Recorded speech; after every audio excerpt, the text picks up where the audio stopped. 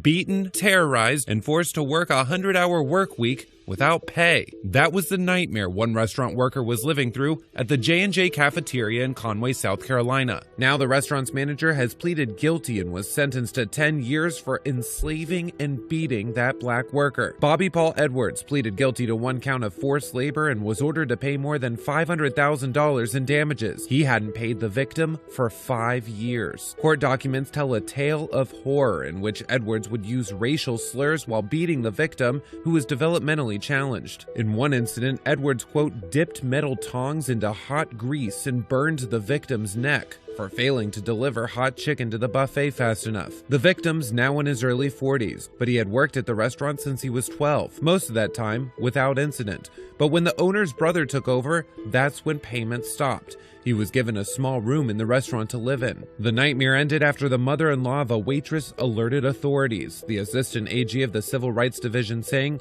"It is almost inconceivable that instances of forced labor endure in this country to this day, a century and a half after the Emancipation Proclamation."